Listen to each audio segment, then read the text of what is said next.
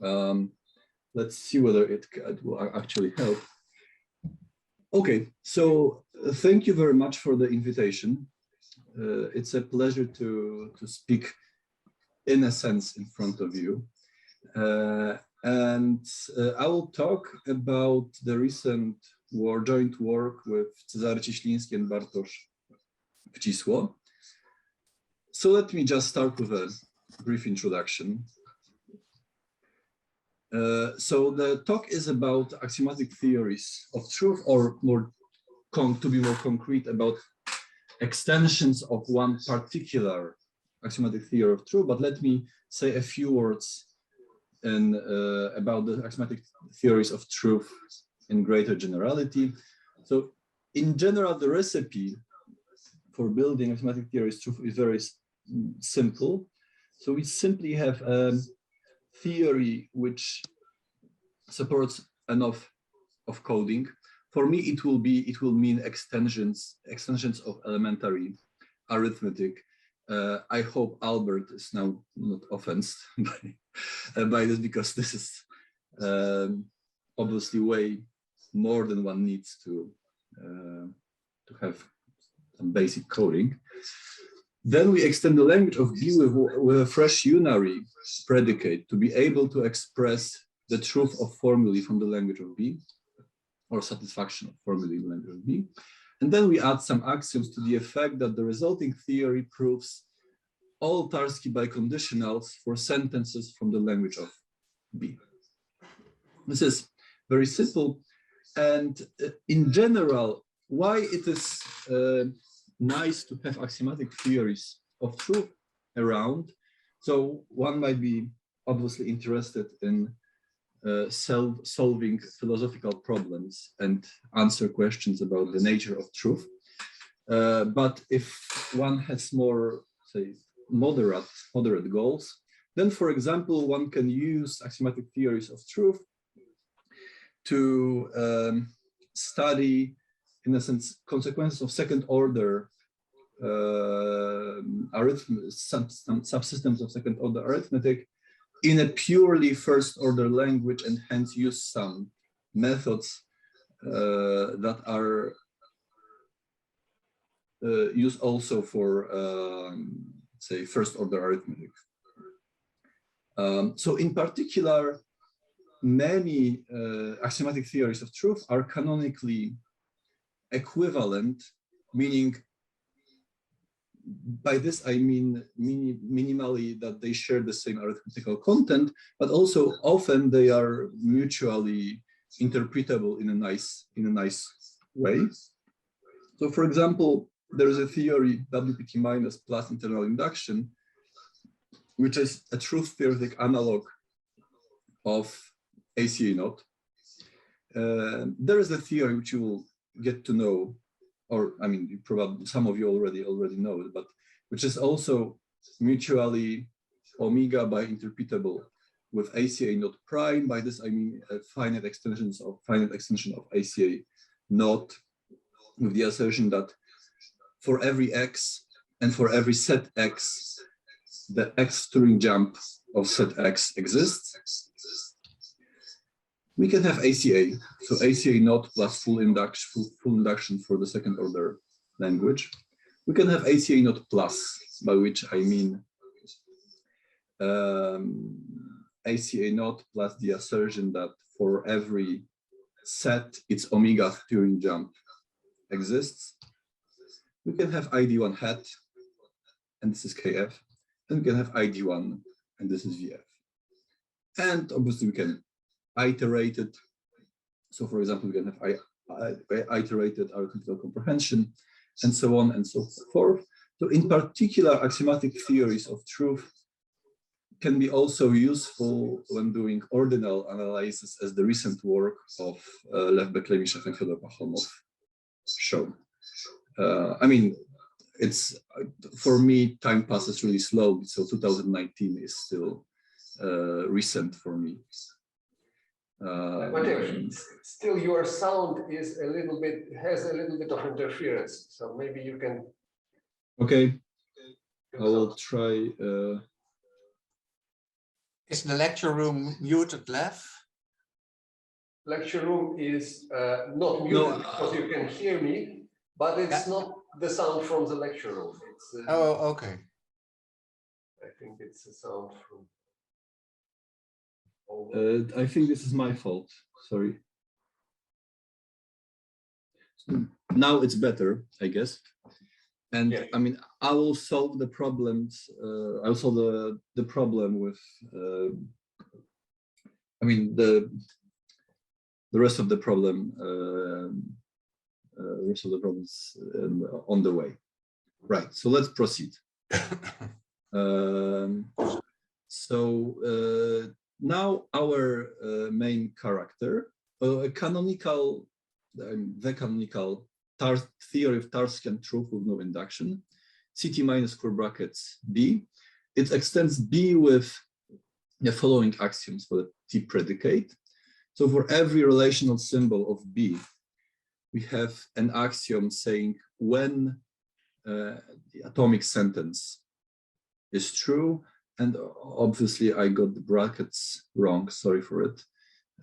So it says that T of R of S0 up to Sn, if and only if the values of S0 up to Sn, of S0 Sn are in relation R. So for each relation, we have a separate axiom. Truth commutes with negation. So a sentence, the negation of sentence is true if and only if the sentence itself is not true. Truth commutes with binary disjunctions. So a disjunction is true if and only if one of the disjunct is either the left or the right one. And the existentially quantified sentence is true if and only if it can be witnessed by the canonical numeral naming some object. By the canonical numeral, I mean for the arithmetics, I mean the x successor of 0. This is the canonical numeral naming x. In general context, I assume that something is that a convention solves this problem.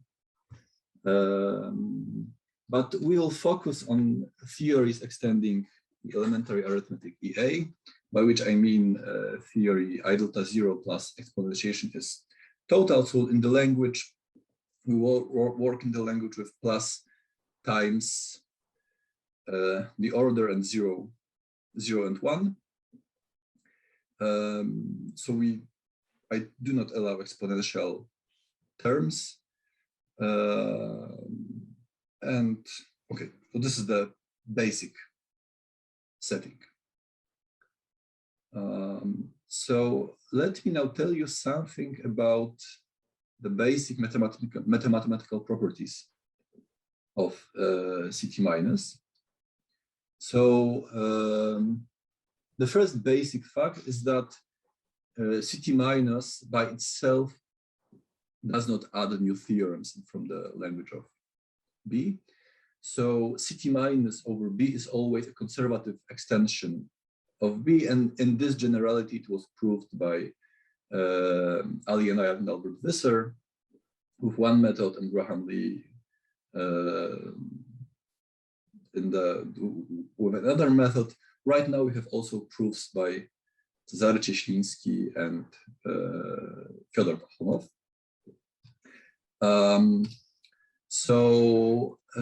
Right, so how about using the truth for what it is often used, by which I mean to get finite axiommatizations of some infinite theories. So indeed, by adding the internal induction to CT minus over EA, by internal induction, I mean the assertion that every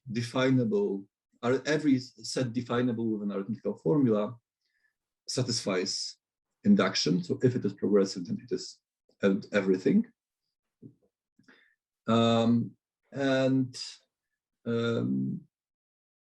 Right, so then a theory CT minus over EA plus the single assertion can prove all the axioms of PA, and in fact, it's a conservative extension of PA.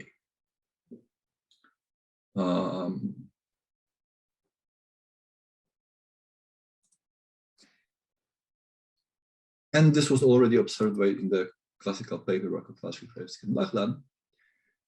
Okay, so now two properties that say zoom in this lack of strength of CT minus.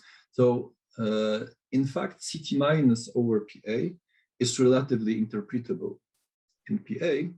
And what's more, there exists a p-time proof transformation, which given a proof of the arithmetical sentence in CT minus curve brackets PA returns the proof of the same sentence in PA.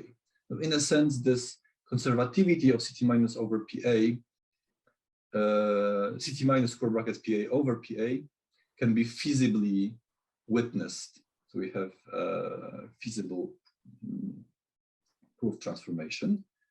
And this is not the case for the fragments.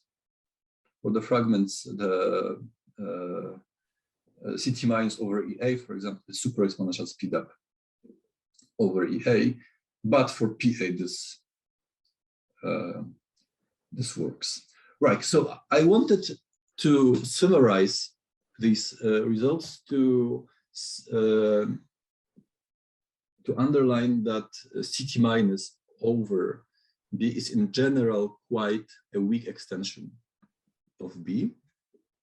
And it is not only, as you will see on the next,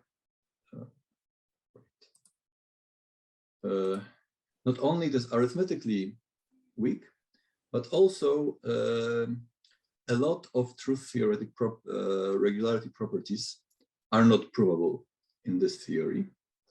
So, so the limitations of CT minus were observed already. A very basic limitation of CT minus were observed already by Kotlarski, Krajewski, and Lachlan.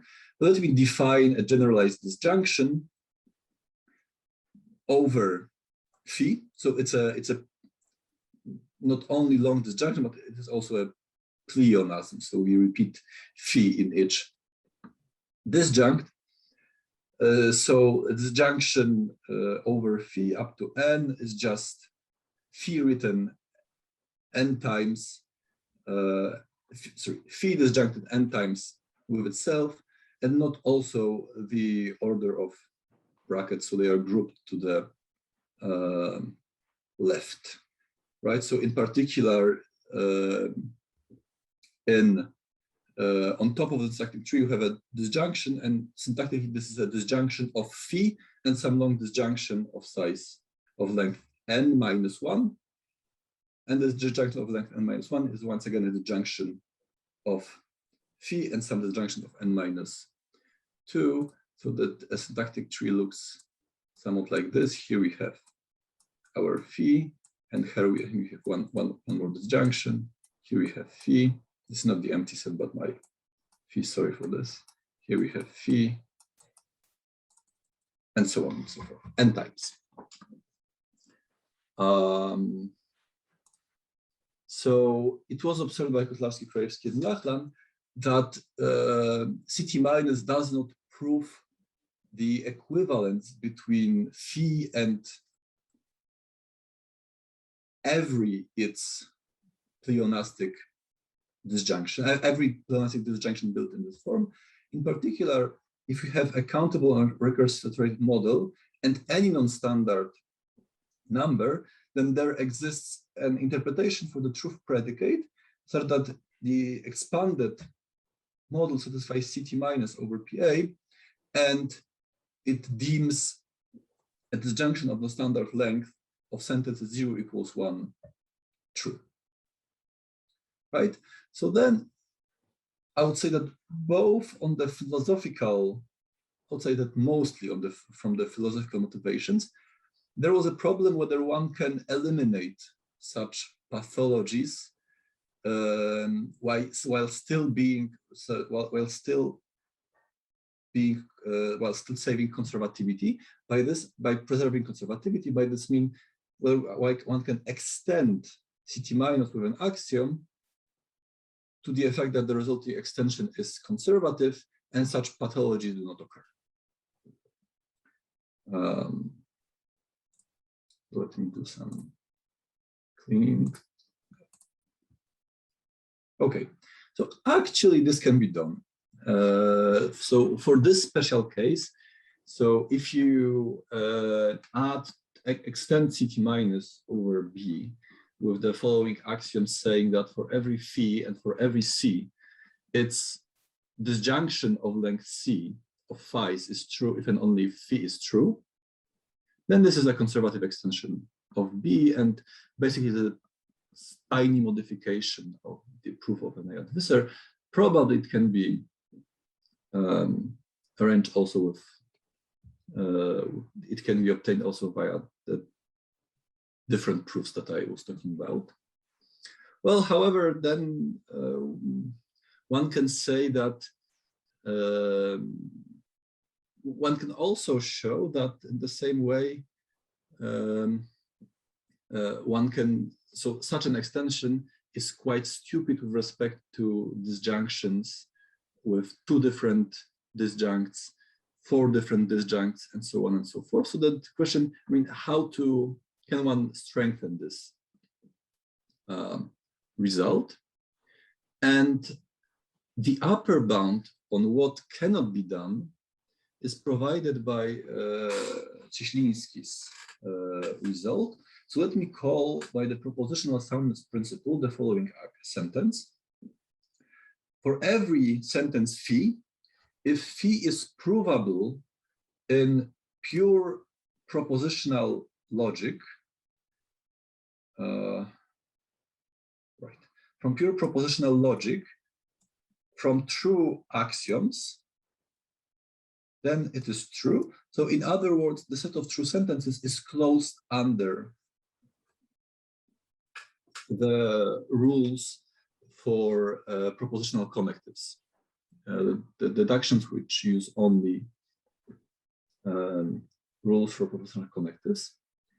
And then CT minus over EA plus this single sentence, this is a non-conservative extension of PA this time. So even we can outstrip even, we get even more than the whole PA. And I mean, obviously CT minus plus EA over EA plus PS eliminates a lot of pathologies, but then it comes with a price. So let me now zoom in on what is this theory CT minus square brackets EA plus PS to understand this upper bound slightly better. Sorry, I haven't said it, but whenever you have questions, please do interrupt me and ask your questions on the way. So in particular, the following extensions of CT minus over EA are equivalent. The propositional soundness, extension of CT minus over EA, propositional soundness, delta zero induction for the extended language with a truth predicate, and the global reflection principle over PA. So, I mean, from this third axiom, you can already see that it is actually, it proves PA, but it proves also a lot more than PA, a lot more arithmetical sentences than PA. Thus, so, I mean, it is an immediate consequence from this further axiom that PA is consistent. But also, I mean, there are much more consequences. There are much more some assertions of PA are provable in this theory.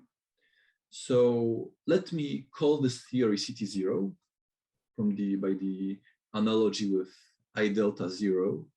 So this is the delta zero inductive fragment of CT. And the arithmetical consequences of CT0 coincide with the union of all finite iterations of uniform reflection over PA.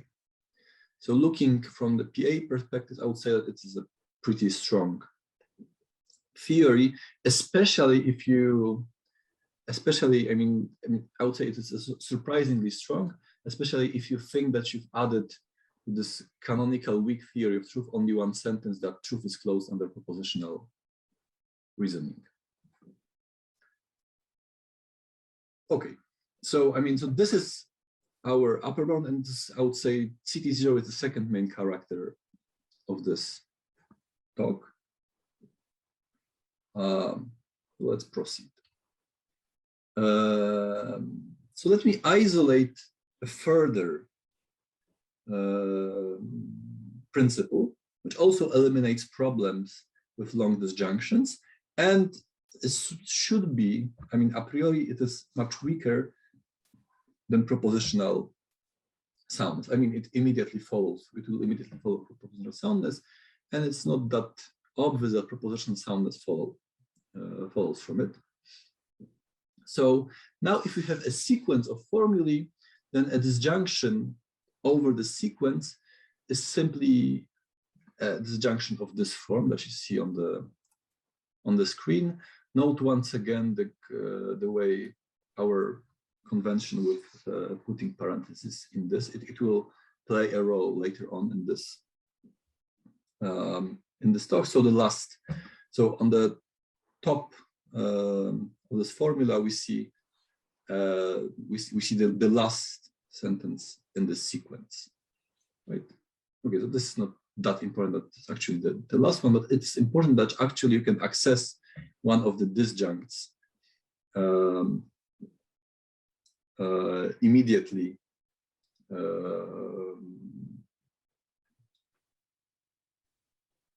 I mean, okay, so there is a finite, for formally there is a finite path from the root of its syntactic tree to the element of the sequence. This is what is important in it, and in this case, this path has length 1. So the disjunctive correctness principle is the following sentence. So whenever we have a coded sequence of sentences, arithmetical ones, then their disjunction is true if and only if there is a true sentence in this sequence. So this is this principle that I said should be weaker than the propositional soundness, and indeed many authors, including the current speaker, for a long time thought this is a conservative extension of CT. I mean, that CT minus extended with this propositional, with this principle, is still a conservative theory. So I was really surprised seeing the proof by Fyodor Pachomov, which occurred in the joint paper with Ali, and uses a result due to Ali. So the theorem in its entirety is joined.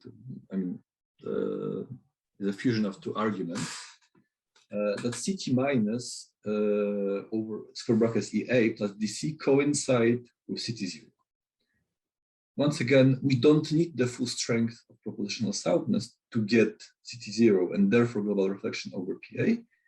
What is sufficient is simply the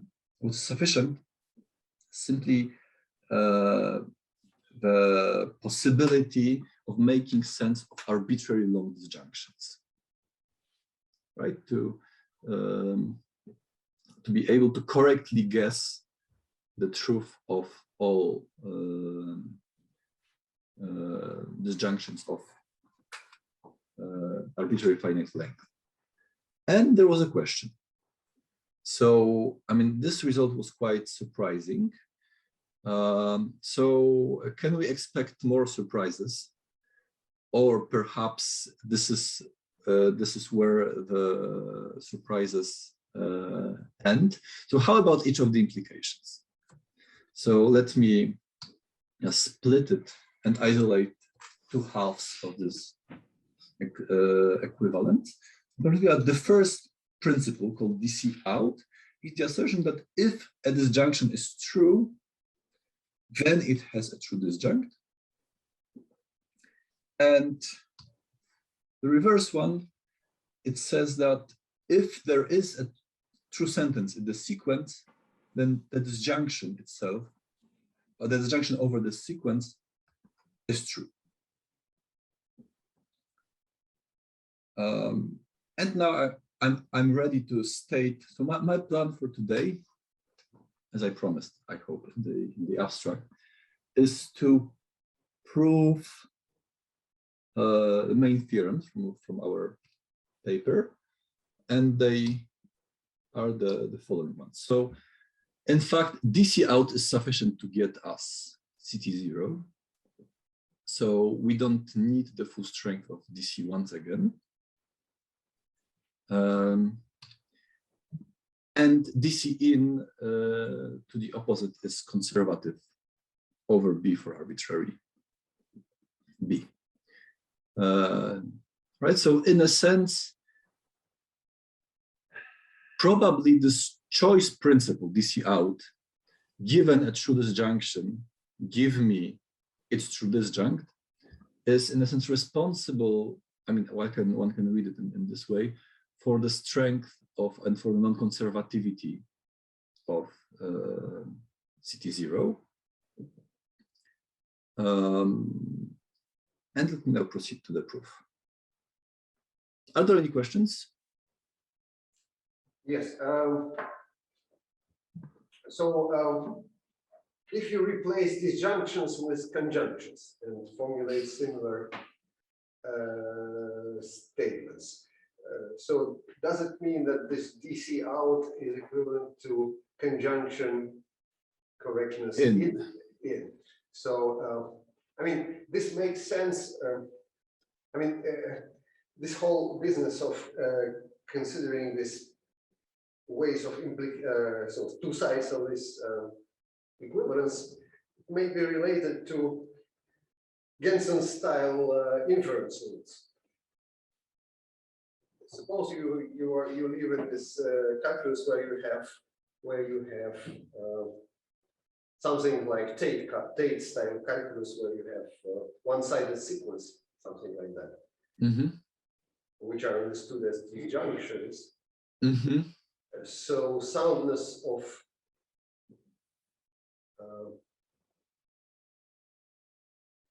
so one side of this equivalence is something like a soundness of a rule, and the rule is usually in this sense rather than out, it seems to me. So maybe it's so I can see the analogy, right? Because normally you interpret the truth of a sequence as the truth of a disjunction over this sequent. Yeah. I mean, in this Tate style.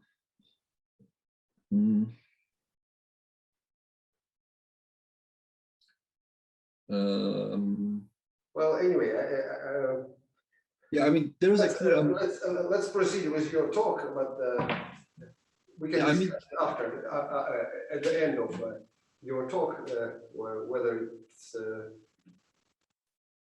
Yeah, we can. By that time, we will be somehow. We can.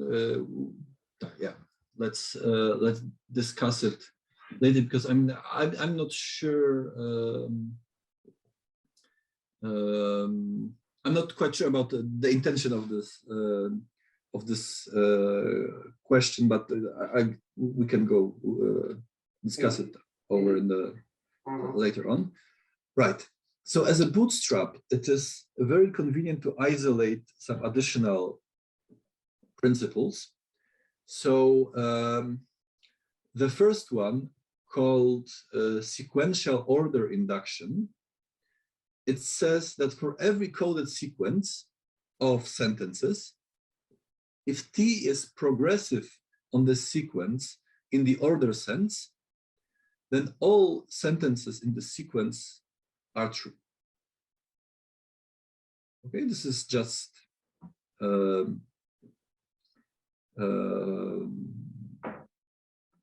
I mean, a standard principle order induction or ordinal induction. I mean, we have perhaps ordinal induction would be more adequate.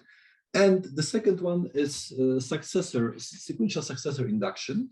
If the first guy in the sequence, in the given sequence, is true, and this T is progressive on S with respect to the successor, then all sentences in S are true. These are the two principles that I will use as a bootstrap to get us from DC out to CT0. But let me first note some obvious implications.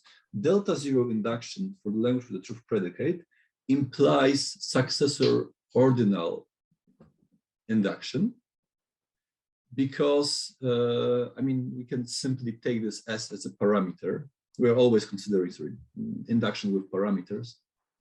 And then straightforward application of delta zero induction gives us the conclusion, assuming the premise, assuming the antecedent of this implication. And then successor induction by the usual argument follows from ordinal induction. And there is an observation by Bartek. I mean, this is, I guess, like something slightly more than an observation, that in a general context where we don't have any additional axioms for the predicate T, these implications are proper. So successor induction does not imply ordinal induction, and ordinal induction doesn't imply delta zero induction. I mean, I just wanted to note it to make it perhaps slightly more, slightly less trivial, that over CT minus actually that all of them coincide, all the three principles coincide, and they coincide with DC out. Right. So the first lemma, yeah, and I guess that I had some problems with. So this is really the core argument for the non-conservativity of DC out, and the credits for this lemma go to Cezary Cieśliński. It was his original idea of how to prove it. And then let me make a short pause, and then I will try connecting my tablet.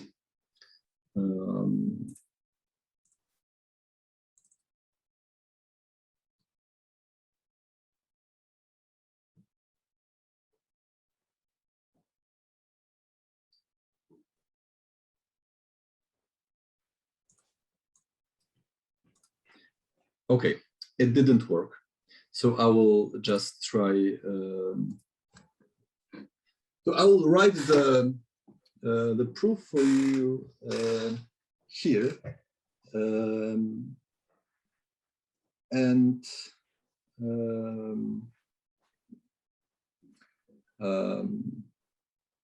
hopefully it will be readable. So let me. Yeah. So this is our Blackboard.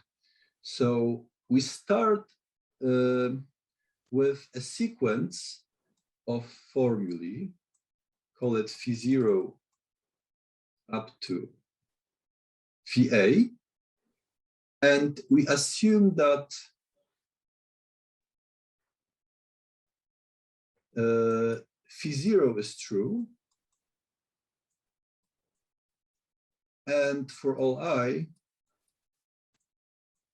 if T of phi I holds,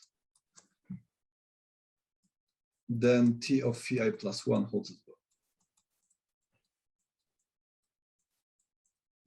So now we build an additional sequence of formulae, C0 up to CA defined recursively. So psi0 is simply P0, and psi n plus 1 says if phi n plus 1 does not hold, then one of the previous psi's also does not hold, also fails. So we have I less than n, not psi. So our claim now is that for all I, we have T of psi. And this argument does not use any additional resources apart from those available in CT-. So assume, aiming at a contradiction, assume that there exists an I, so that T of not psi holds. Then I is greater than 0. So in particular, it is of this form. So we know by the compositional axioms, we know that what does it mean? That the antecedent of the implication holds. So we have T of not phi I, and it is not true that one of the, j less than I minus 1 psi j, that any of the psi j's fail. Right. So what does it tell us? So in particular, it follows then this, but if we, now we recall our definition of long disjunctions. So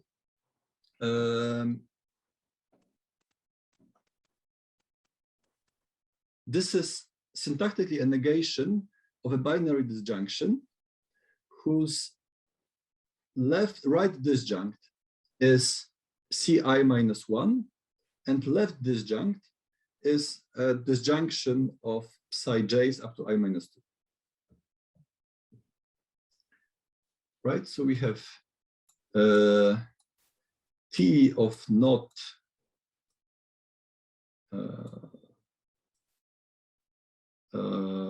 sorry, it says that we have psi j less than I minus 2, not psi j.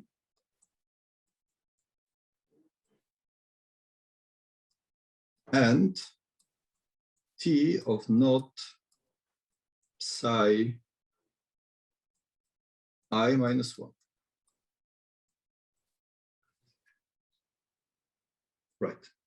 So, I mean, we continue to unravel our definitions.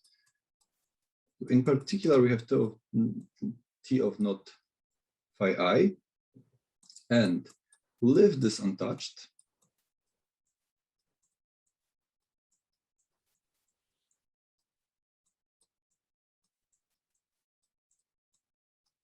And what does now this guy, what does this guy tell us? Psi I minus 1, this is a negation of a formula of this form, right? So it tells us that we have T of not phi I minus 1 and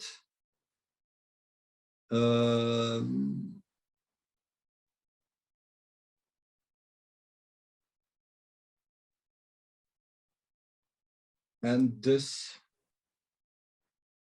fails.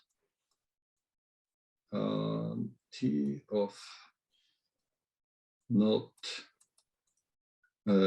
J less than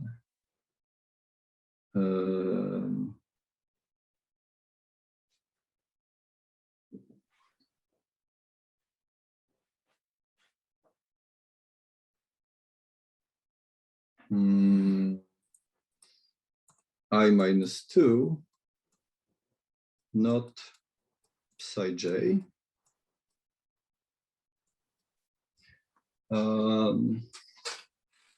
And then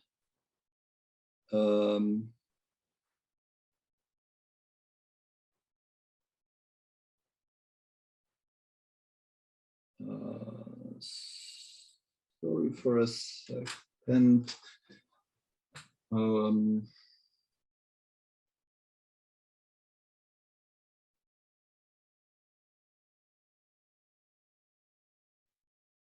One of these big disjunctions, so the two big disjunctions are identical, so we can delete one of them. Yeah. This I know, but this should already give us a contradiction. And so sorry, I just let me go through this.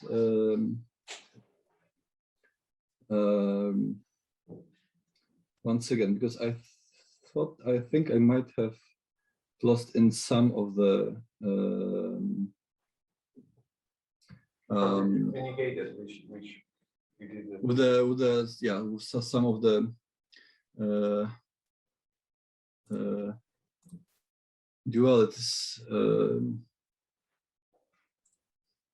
Sorry for this. I will quickly check the definitions in the paper.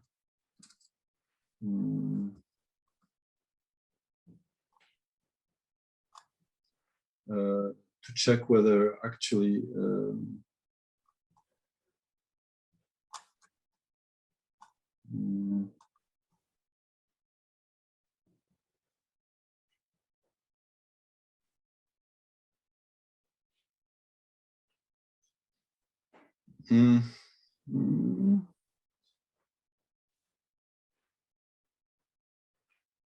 yeah.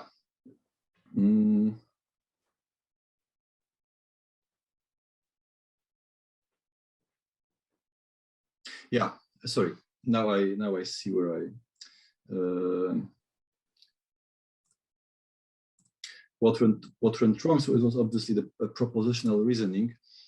So here I have this long disjunction of negations. Sorry for this. So here I need not psi shouldn't be negated. It should be simply psi minus 1. Okay, because we negate this long disjunction, but here the first disjunct, the outright disjunct of this disjunction is not psi j, not psi I minus 1. Or is not negated psi I minus 1. So here, let me just erase this thing, and here we get our contradiction. Right, okay, so maybe because I made a little bit of mess out of it, and this is the core argument. So no, it's okay. So I think it is as you say. So okay, but I mean, I can. Negation cancels itself, so to say. Yeah. I mean, this is right. So now let me just unravel this psi minus 1. So we can see psi minus 1 as a disjunction of phi e minus 1 or sorry, either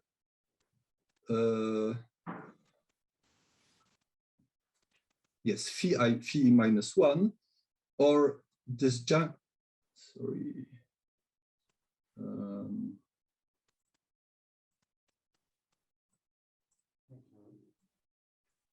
Or T of disjunction over J less than I minus 2, and here's the caveat, they are actually the same, of not psi j. Shouldn't it not be not T of phi I minus 1? So I just turned this implication into A disjunction. a disjunction, Okay. Mm-hmm. right? Okay, it's a disjunction. Okay. So now, Mm-hmm. let us observe that by this assumption, Mm-hmm. this is excluded because we have T of not phi e. Mm-hmm. So it cannot be the case that T of phi I minus 1. And here we got our contradiction.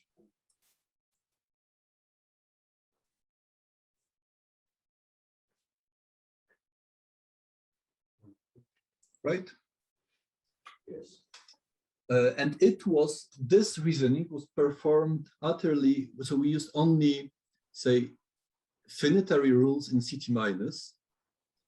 By finitary, I mean use only the fact that we can access each of decode binary disjunctions. And we basically used only first finitely many levels of the syntactic tree of this long disjunction, right? Perhaps non-standard disjunction, but this argument would be somehow more natural if you had conjunctive correctness rather than disjunctive. Yeah. I mean, with conjunction, it will be, and I mean, we'll work with.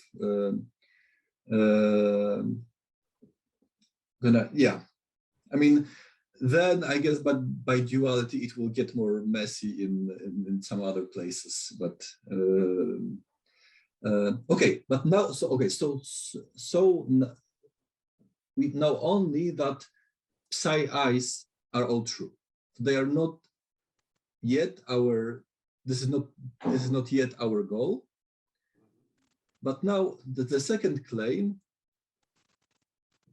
is that for all I, we have T of phi I. Okay. However, if suppose not. So suppose there exists an I, so that T of not phi I, then once again, phi I is not 0, because phi 0 is true. So phi I is of this form. So in particular, we have, since psi is also true, then we have T of not phi I implies that there exists J less than I minus 1, not psi. Right? So this is the truth of Cj, sorry. This is the truth of psi. But so we know that the implication is true. We know that its antecedent is true. So it is true that this long disjunction, sorry. So this long disjunction is true as well.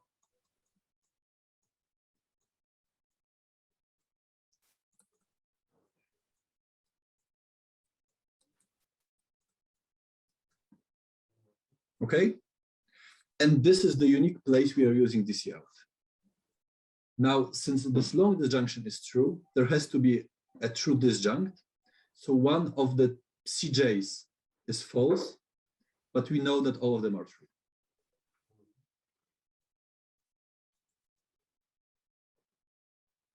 Hence, by DC out,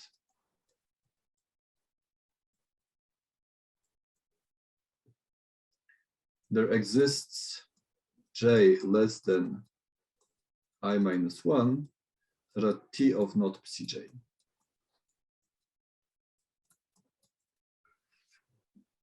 right?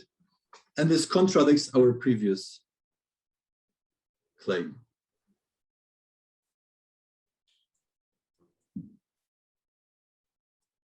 And that's it. Okay.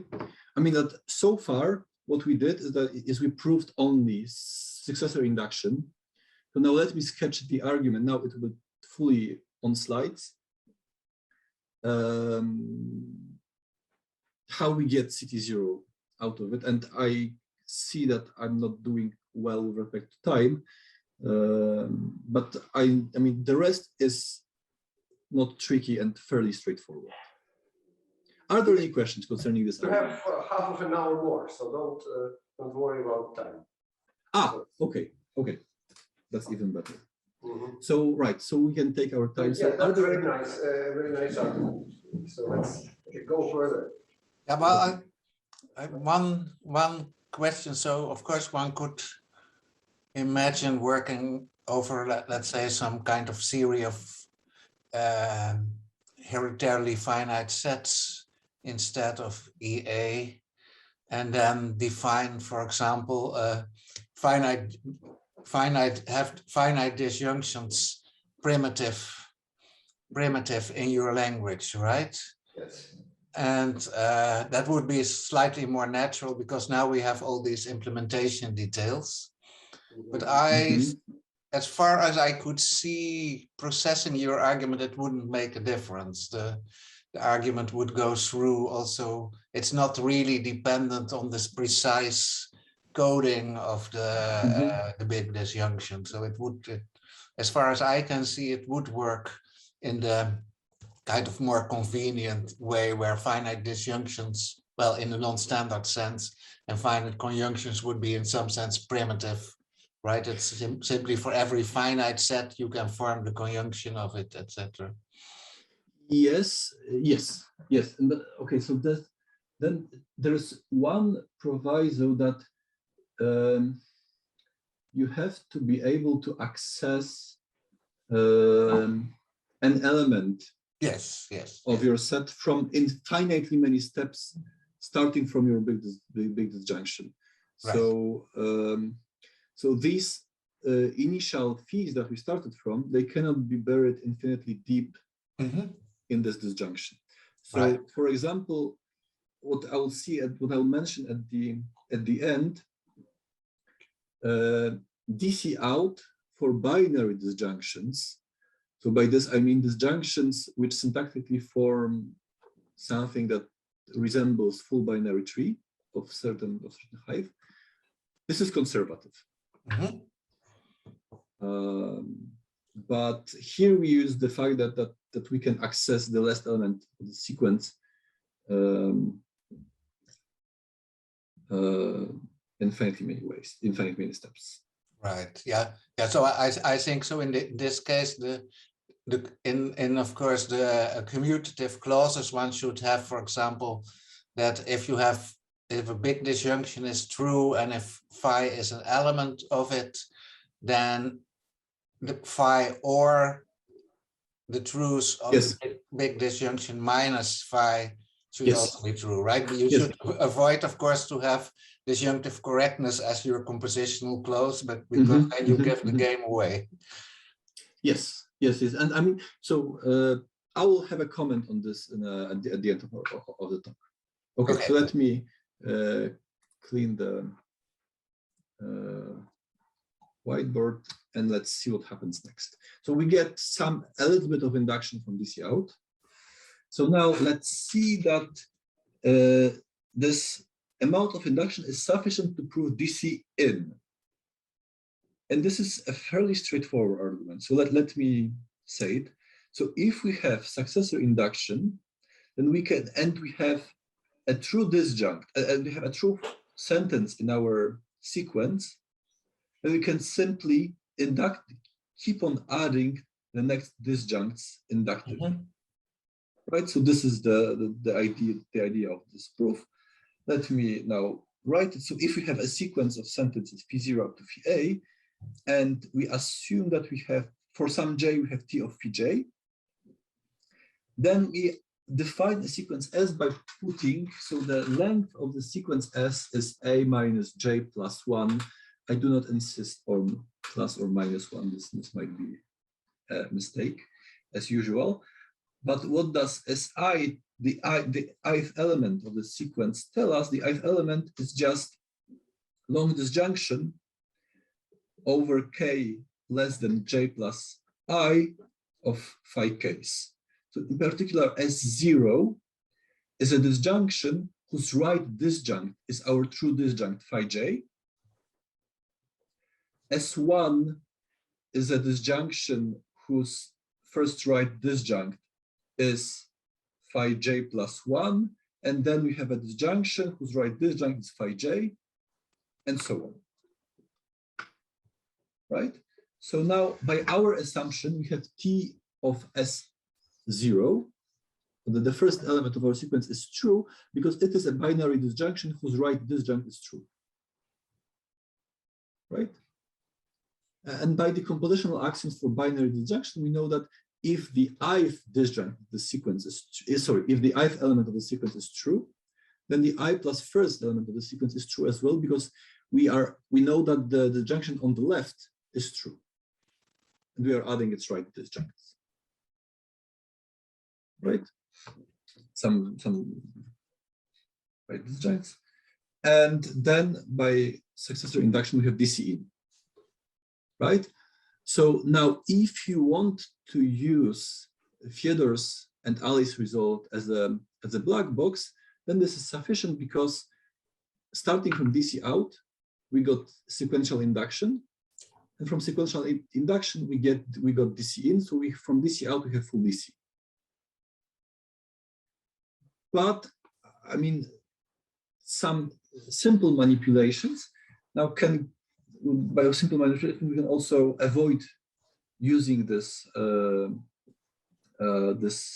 beautiful in itself proof, and make it slightly simple. I mean, the technicalities and the trick was isolated in the previous lemma. Right. So now, how do we proceed? So now we show that, in fact, DC plus successor induction proves the ordinal induction. Right? So we get slightly closer to delta zero induction, but not yet. And let me see that by what we know already, DC plus sequential induction is already consequent, follows from DC out. Right. So now we work in CT minus over EA plus DC plus sequential induction.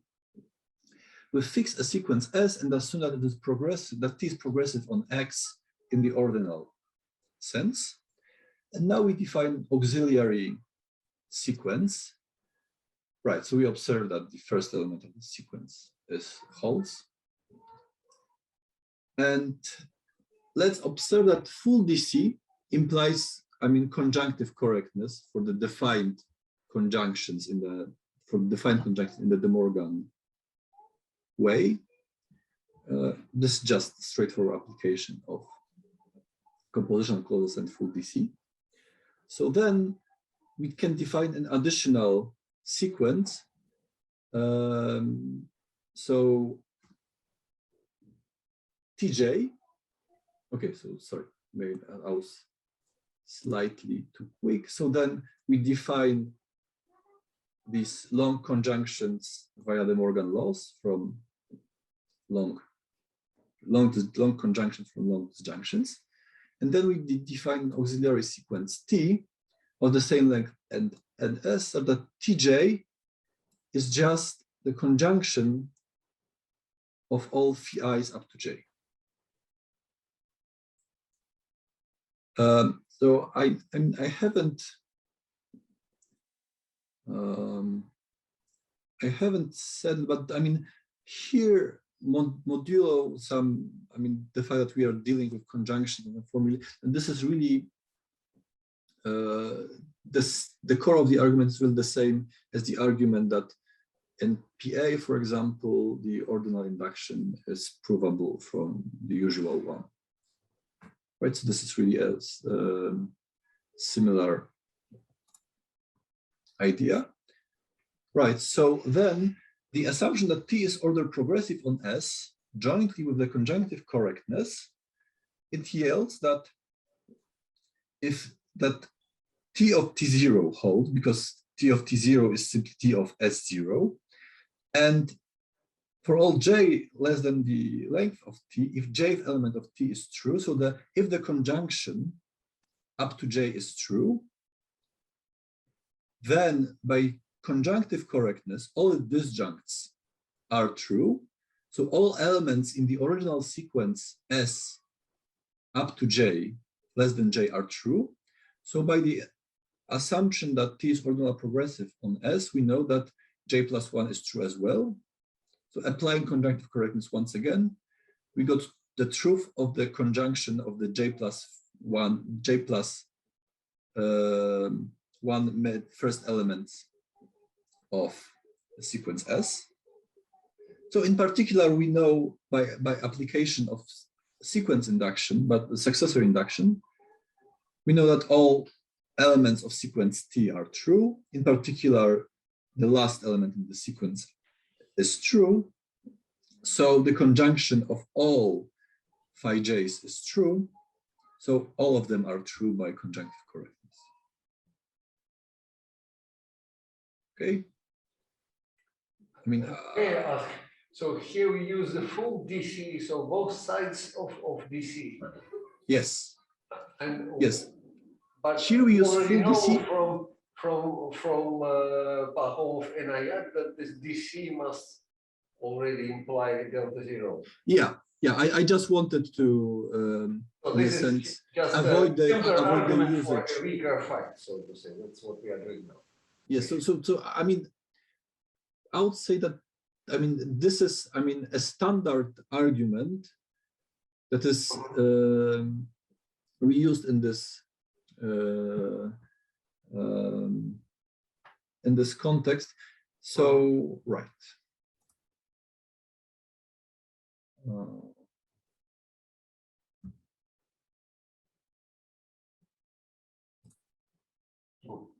Okay. So let me, okay, so now in this proof, we're simply now adding new conjuncts to our long conjunction, and then an application of sequential induction, successor induction together with DC. It gave us the thesis. Right.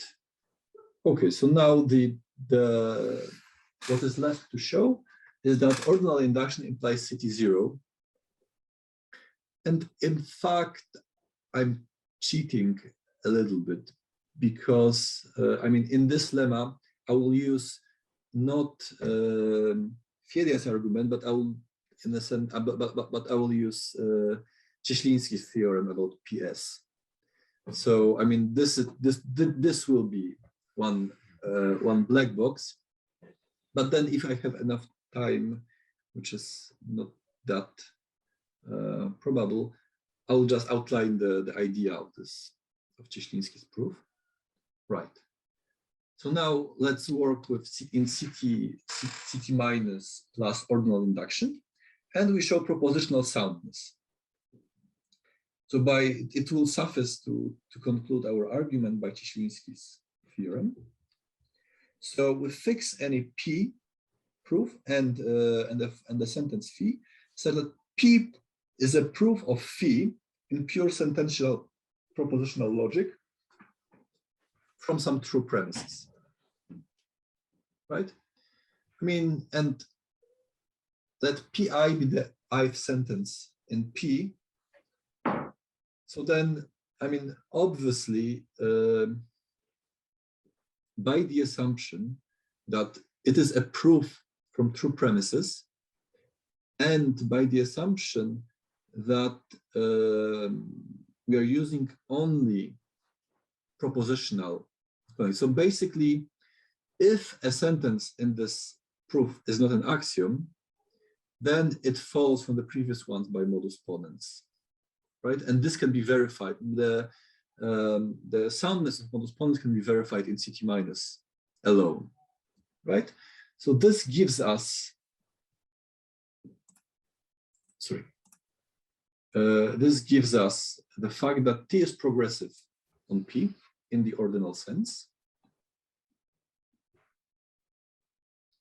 So an application of ordinal induction gives us that all formulae in P are true, all sentences in P are true. And in particular, the last one is true as well, right?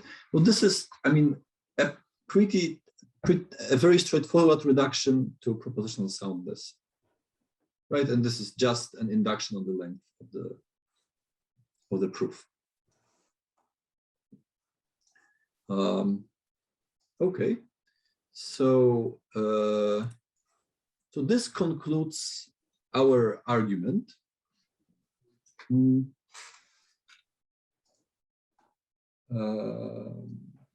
So now let me comment a little bit on DCE. So okay, so perhaps, I mean, how our proof. Let me maybe summarize the basic steps. Sorry, I have some problems with accessing the toolbox in Zoom. Here it is. So we started with DC out. And a tricky argument showed that it implies S successor induction. And then the second lemma told us that successor induction is enough to get us to buy us DC in. Right? So in particular, in DC out, we have DC, full DC plus sequential induction, and then the third lemma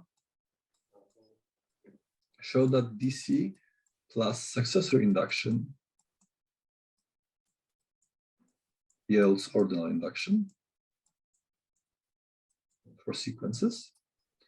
And then the last lemma showed that ordinal induction proves I delta 0 for LT by Cieśliński's theorem.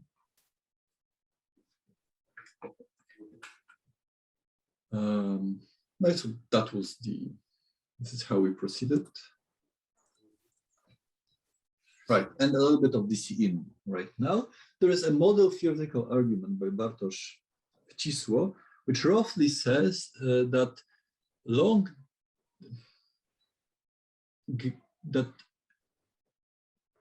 making a non-standard disjunction true is in a sense trivial, because a disjunction of non-standard, if a disjunction of non-standard length is true, so what do we have to do in order to make a non-standard length true? We have to make one of the disjuncts true. However, one of the disjuncts of this disjunction of non-standard length is also a disjunction of non-standard length. So in a sense, it suffices to make all disjunctions of non-standard length true. And this is precisely what is achieved in this lemma. So that if you have an arbitrary model of EA, then you can find its elementary extension N, and the interpretation for the truth predicate T, so that the two guys give us the model of the CT minus, and every disjunction from N, sorry for the typo, of non-standard length is true in N, in the sense of T, right? So this is, in a sense, a quite far-reaching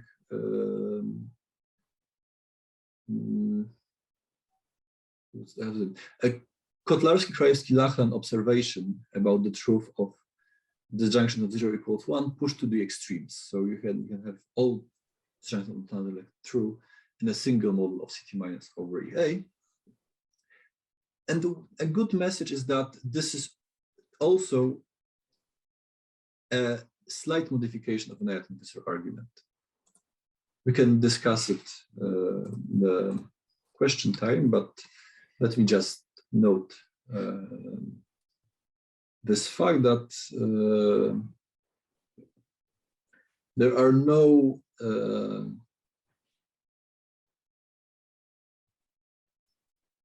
apart from the, I mean, in addition to the standard proof of an Neyat-Visser, in addition to the standard proof of an Neyat-Visser, there are no more significant technicalities in this argument.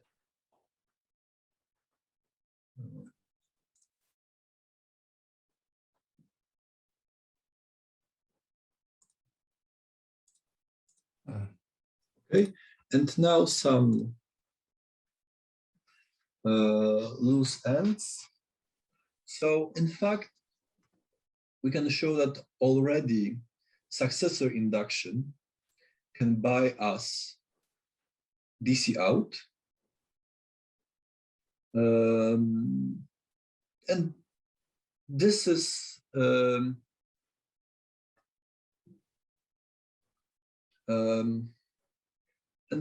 quite a simple argument, because with successor induction, we can have a sort of conjunctive correctness in.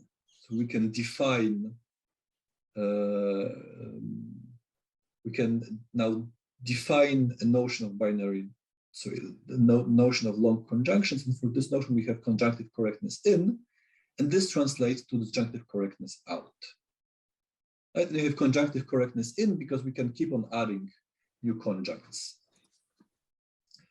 The strength of DC out depends on the bracketing convention. This is what I already signalized. Yes. That if you assume that, for example, a modification of this proof of conservativity of DC in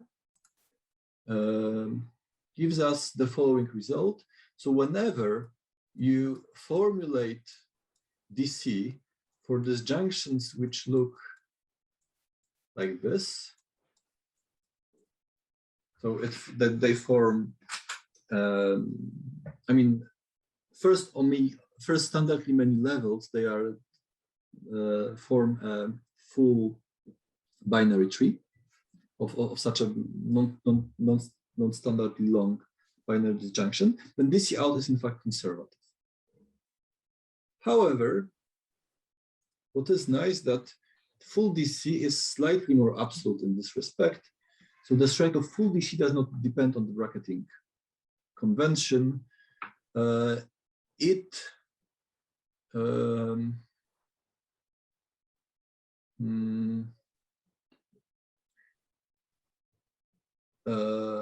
Yeah, so one can generalize this, that whenever one have a notion of long disjunctions for which one have DC, then even if one cannot access the, say, atomic disjuncts in finitely many steps, then one can still proceed with the argument. And I think that actually already Fiedia's argument gives this. Right, and that's all. So thank you for your attention.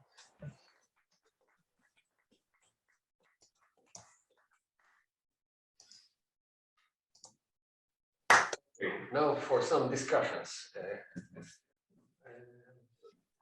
Could you get back 3 slides to the outline of your main argument, so the previous one? Sorry, the summary disappeared, but right. So let me draw it once again. So we have DC out. This buys us successor induction. Successor induction, yes. This was the tricky argument. then successor induction, by a pretty straightforward argument, buys us DC in, because we can keep on adding new disjuncts. If Okay, that one so of at this point, if we wanted to refer to Enayat Pahom, we could have stopped here and said, yes. Okay, that's basically, but it's also nice to have the relations with simpler, so to say, kind of proofs. Yes. So then, if you want, if you want to proceed, then then our reduction ends with propositional soundness and Cieśliński's theorem, and to this we get by two more lemmata. So first we have that DC jointly with successor induction, this yields ordinal induction. And this is because with the C we have a notion of good notion of conjunctive correctness. So we can redefine our sequence so that it does not contain single formulae, but conjunctions of all four, but a conjunction of all formulae up to some point of the initial sequence, and then conjunctive correctness suffice to show that it behaves well. And then, so I guess that it is fair to say that ordinal induction in a quite obvious way gives us propositional soundness. And I mean, Cieśliński's theorem is morally, I would say, a clever observation that you can apply, how is it called? Propositional translation of bounded formulae inside a true predicate. So in this way, you get an alternative proof of Enayat Pahom, right? So that's basically, yes. So that's another way of doing it via this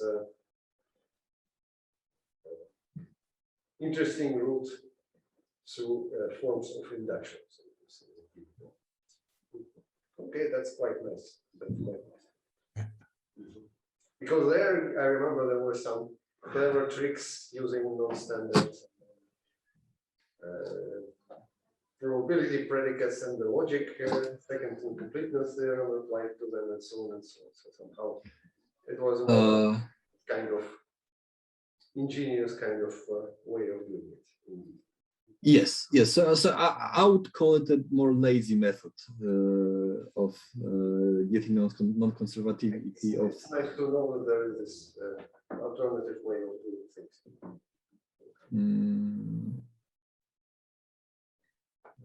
Yes, so this propositional soundness falls from order induction because I guess the propositional proof system that we consider is about rules with finitely many premises or something like that. So they have something like modus ponens, for example, is clearly follows from. So it has this nature of combining a formula using only, let's say, one additional connective word.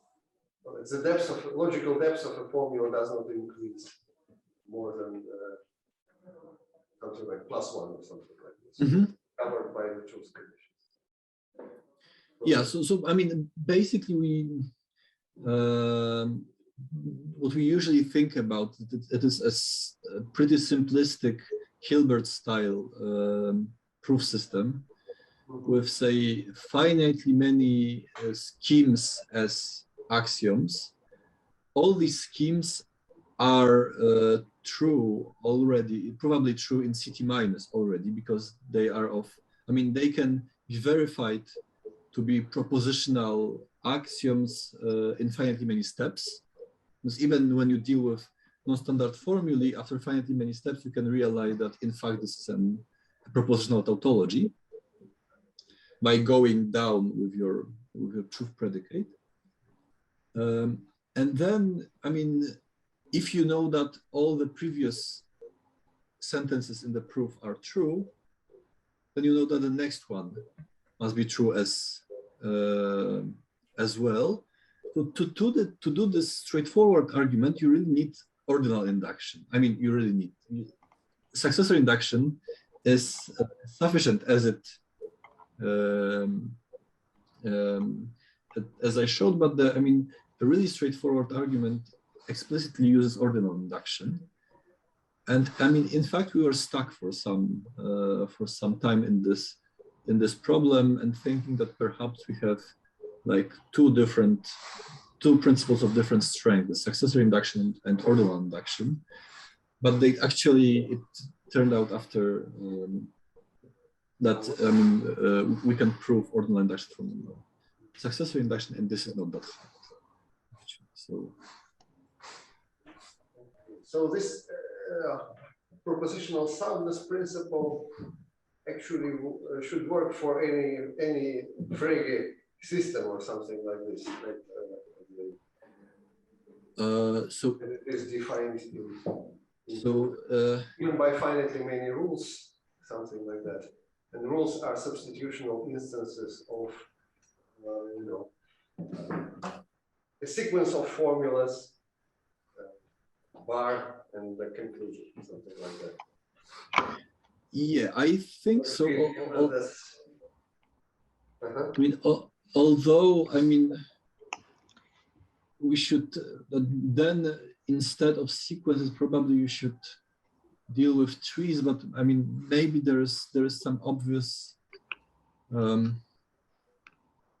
maybe not. Maybe you can simply induct on the, say, height of the proof, and to take a proof and then take formulae that are at the same level in this tree, and then form a sequence with such, say,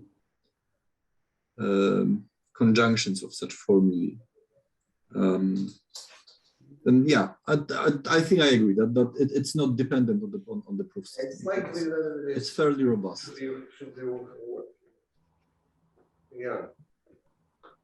So my let's say more general question that I wanted to ask you at first, so at the beginning of your talk, was about this. So turning back to sequential calculi. So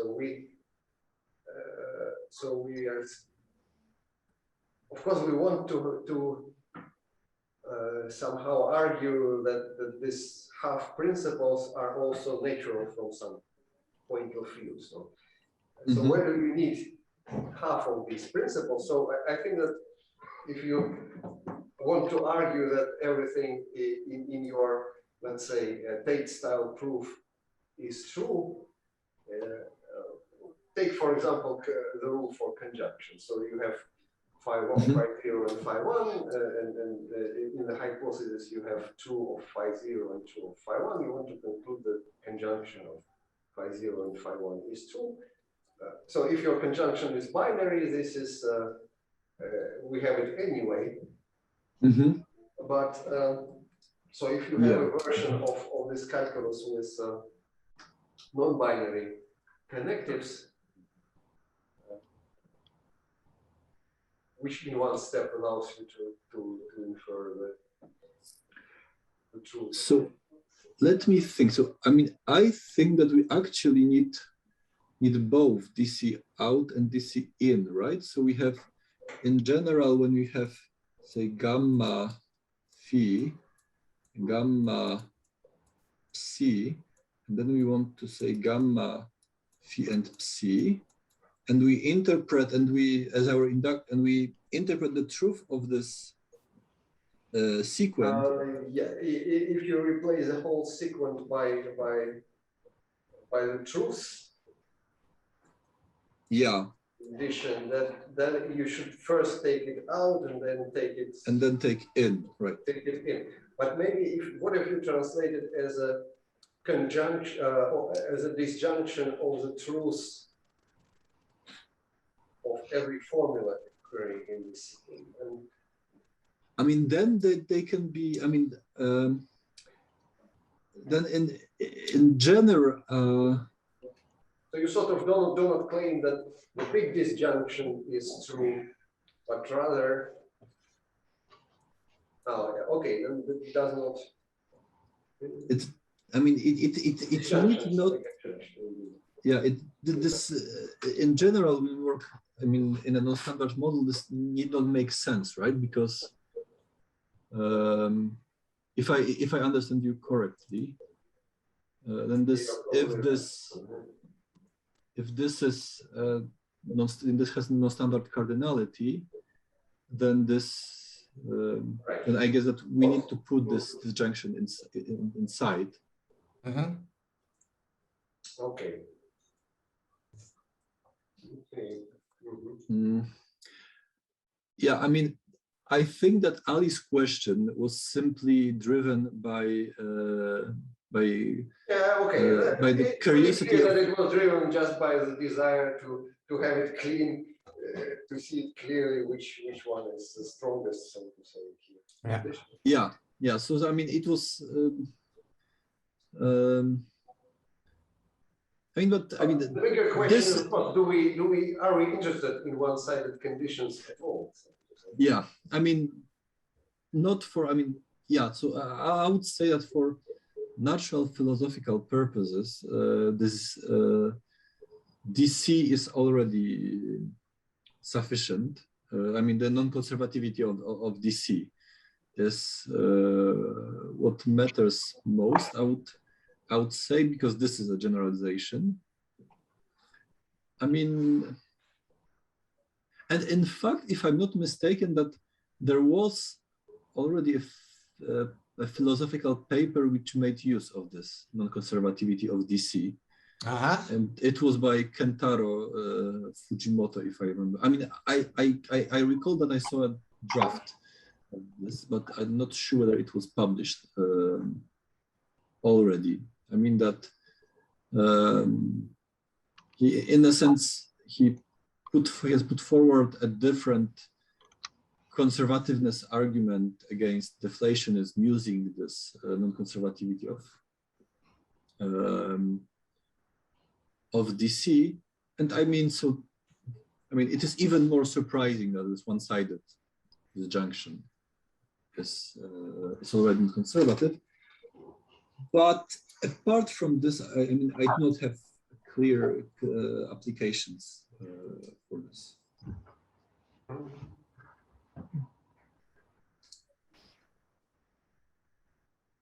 Can I come back for a moment to the business of representing things as sets? Mm-hmm.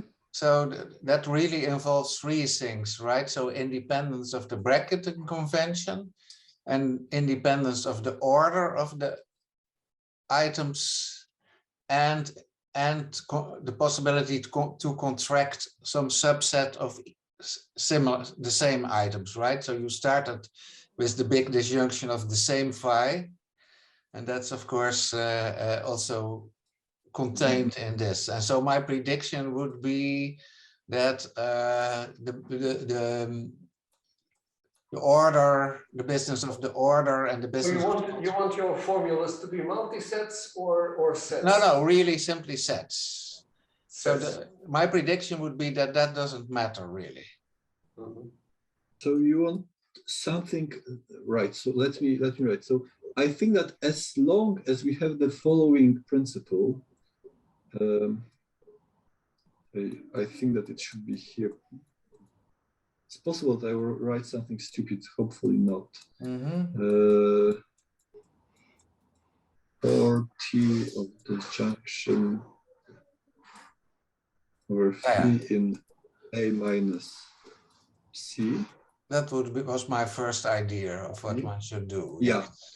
Then, I mean, I guess that, I mean, a prima facie, this is even stronger than the sequential, because, I mean, we can access not only the last element, but actually we can access every element we want to take disjunction over. Yeah. So, I mean, it will be enough for non-conservativity. And I guess that even one-sided, one implication, I mean, the out implication should be sufficient to get this. So in our paper, we have a notion of an outer disjunction. Let me recall. So am I showing you now my the presentation or the? Yes. It's again the blank summary. Ah, okay. Yeah, sorry, because I couldn't. So let me recall from what do we call by outer disjunction? In our paper.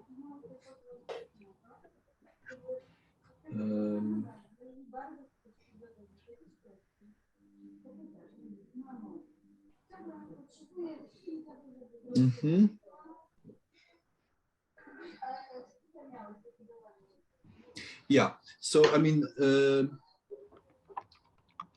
let me go. Sorry, where's my, here it is. So these outer disjunctions, they are formulated. Okay, so this is a notion of a theory having outer disjunctions. Sorry for making it blurry. This is formulated in the following way: that whenever you have a sequence of formulae, of sentences, and an additional sentence, then an outer disjunction. Okay, so this D over a sequence, this is an outer disjunction. So an outer disjunction is true if and only if psi is true, or an outer disjunction over phi is true, vice, and we have DC out.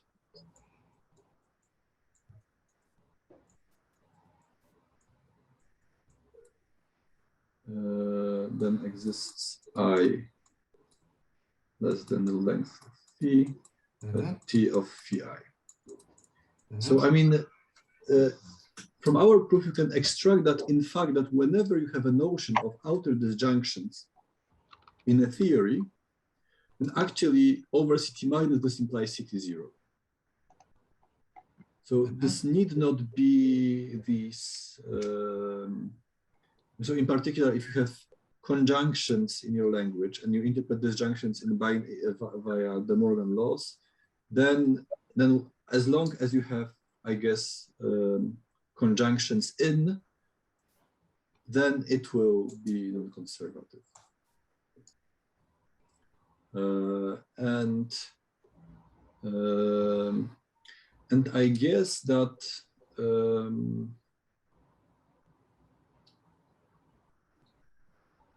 that Albert's version for sets, I mean, it should, the argument should adapt to this more general, to this more general setting. So, for example, if you have a proof, we can form a set containing all elements.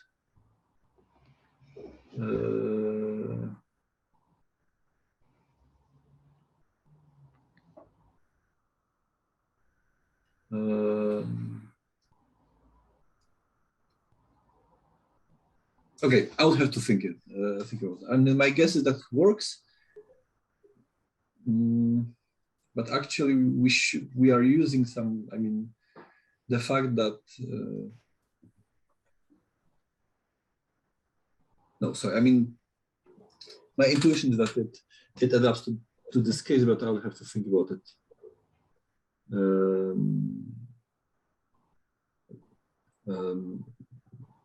Maybe more deeply whether whether some technicality do not pop up.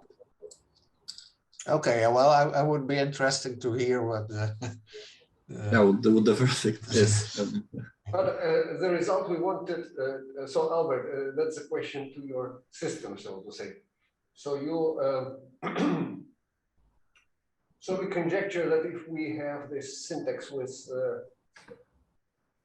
set disjunctions, and we work over this theory of hereditary finite sets of strings, elementary arithmetic, right? Right. So then stating this disjunction correctness principle would yield us what? Well, of that theory by what kind of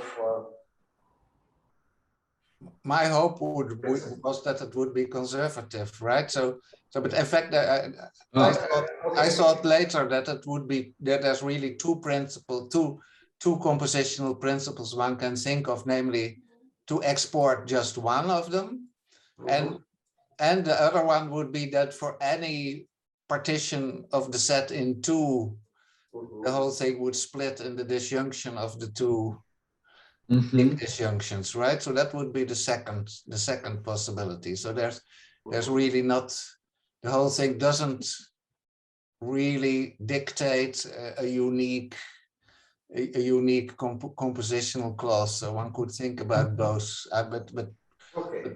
but the thing with the partition looks definitely stronger. Yeah. And so, of course, but you're right, Lev. So one could ask my question also for multisets, right, without the construction. But the contractions seem to be the most innocent things, and of course. So my question was rather motivated by the opposite conjecture. That it is not conservative. Then what kind of principle, set theoretic principle, would it imply over, over your basic theory? Something like set induction or something like that.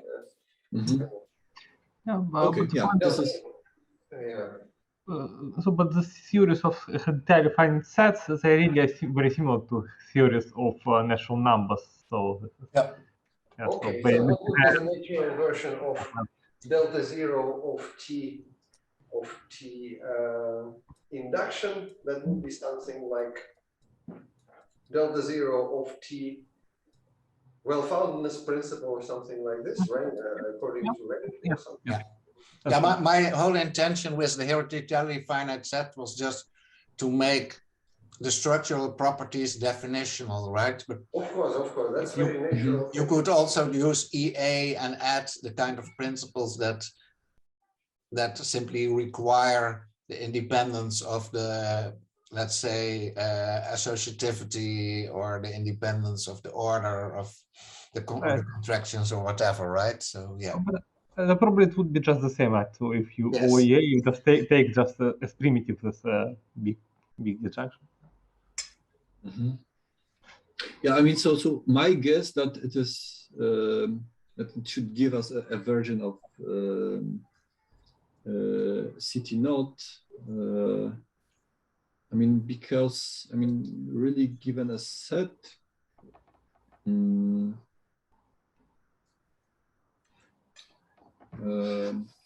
Right. Let me now try to.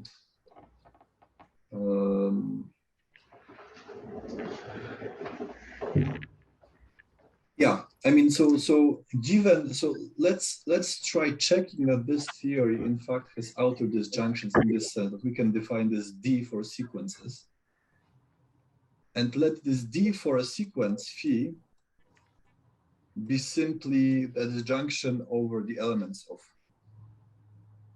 of phi, right?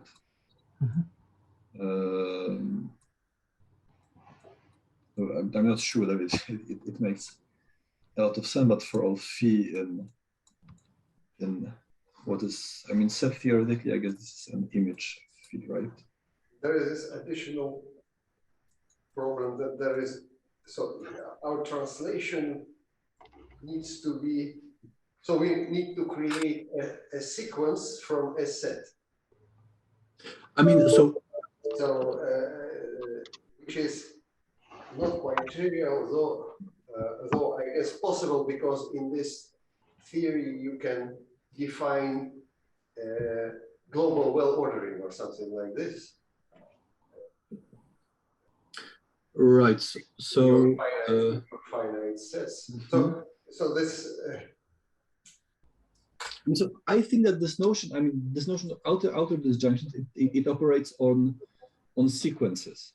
So we, in the first step, we given a sequence, we form a set of its elements, and we interpret outer disjunction as the disjunction over the I mean the image of this sequence, so all the elements that occur in it. And then let's check. So if we know that such a disjunction is a sequence extended by one element is true. Yeah, then we know by this axiom, we know that this principle is satisfied, right? Because either this psi is true, because I mean it belongs to, it's an element of this longer sequence, or there is a disjunction over the rest of the elements, so the sequence is true. And I mean, and this is pretty straightforward, right? To get this for this notion,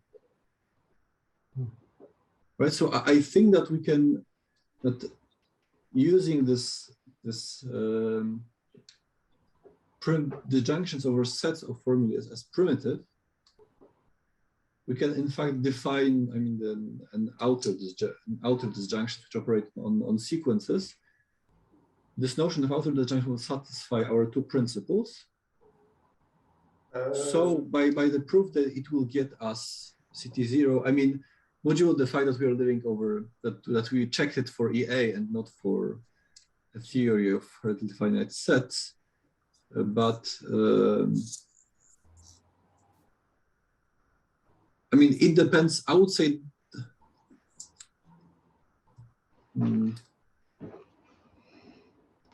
it depends on how much arithmetics you have in this theory, Albert. Yeah, but the point is that this theory, basically this rightly defined theory of hereditary finite sets, actually there is this version that just by interpretable with Right, precisely. with EA. So namely, what you do, you just essentially the one interpretation on one side would be simply you take Ackermann membership predicate in EA, right, and yeah, and on the other side you basically get the corresponding theory of hereditary finite sets is basically something like delta zero foundation.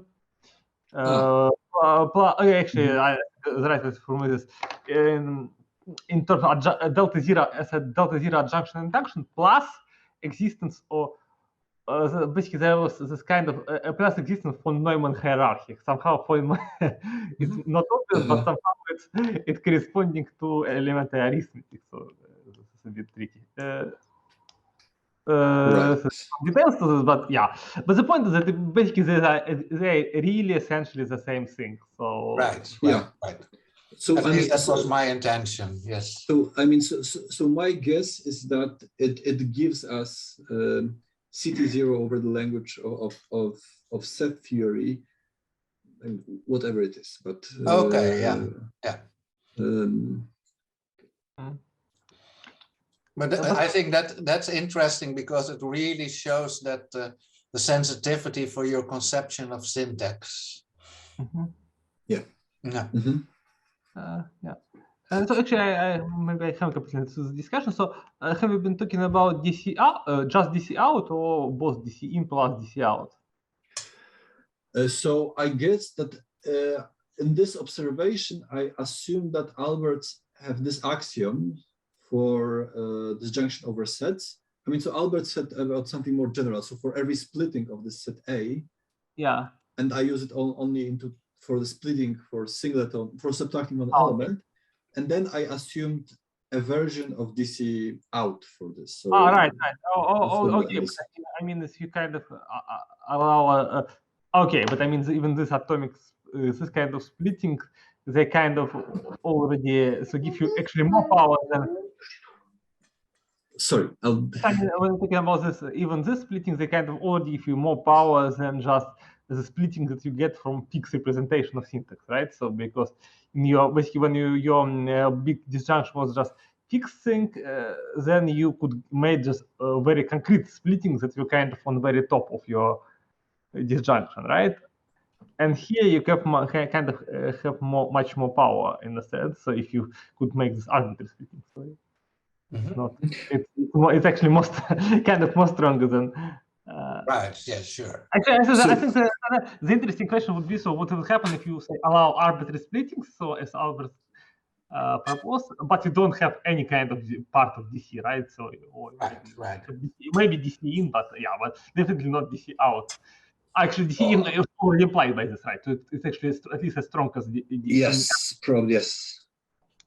So, Yeah, but maybe okay, so you have, so If you have you don't have this, right? But you can split your, yes, but you have arbitrary splitting Mhm. into two parts. This at least as strong as DC in, This but maybe show that this single element splitting already implies arbitrary splitting, so something like this, because it implies a version of induction, and then using it, you can probably get the arbitrary split.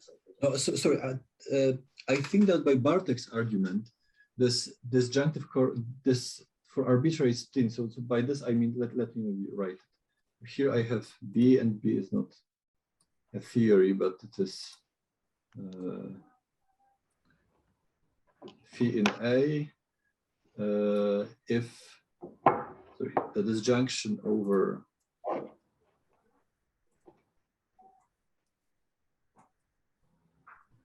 B phi or disjunction over A minus B, right? This is Right. for every B subset of A. Mhm. Then let me think. Then I think that this is actually conservative over, I mean, if you work over EA, then this is conservative by this argument, by this argument of Bartek, because whenever you split your non-standard disjunction, Mhm. one of the parts will be non-standard. Right. So if you just make them all true, then this axiom will be satisfied on non-standard disjunctions. And we don't have to care about, and the standard ones will take care of themselves. Okay. Yeah. So, So that I didn't understand. So this principle with A and B, it is more general than the principle with one formula instead of B. yeah, but previously I was assuming this axiom, Yes. Right. Precisely. Yeah. Okay. this one, which allows us to, which gives us a true disjunct actually, right? And it seems that with this argument you can still play the same game. That I mean, an element is true, but it's not this one and not this one, but it is in this set and not in this set, right? So I mean, I'm slightly sloppy. So with one element you replace. Wait a second. I mean, so the conclusion is that it is strong. It is probably stronger than DC in. This is stronger than the axiom for the usual axiom for induction, therefore for disjunctions, but it can be conservatively added. Right. CT Right. minus. Right. That was my conjecture. Yes. Sorry, I was assuming that we have also this. No. But that's all. It's this interesting. without additional principle. Yeah. Mhm. Yeah. Mhm. Yeah.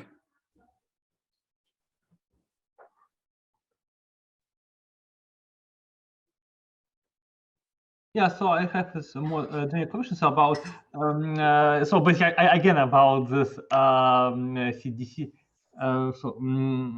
structure disjunction. So basically, don't say correctly that basically the part of your argument where you really use the structure disjunction was this crucial part. So when you show that DC out implies as ascent.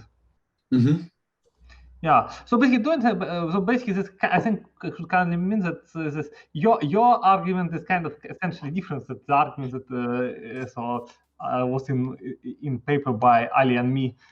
So this is kind of doing really different job in a sense. So because you kind of allow your argument kind of allows to cover this case of just DC out, but our argument I think it really not really depending on the structure of yes. Mm-hmm.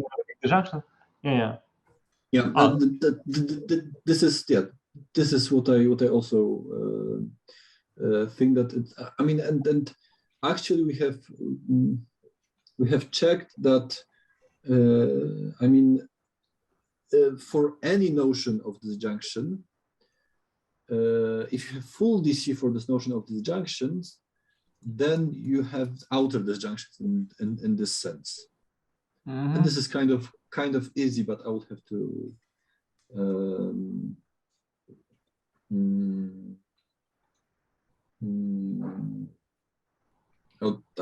I would have to think about it, but yeah, but in fact, this DC out really depends on I mean, we can still, this outer disjunctions show that we can as well parenthesize to the left, parenthesize to the right, but actually we need to be able to access these disjuncts externally in finite many steps. Yeah, okay. Yeah. I guess we have tired other participants of the seminar. Yeah, sorry, my kids started storming invading the room. Okay, we accept questions from anyone but those who have already asked their questions. If none, then I suggest to thank Mateusz for a nice talk.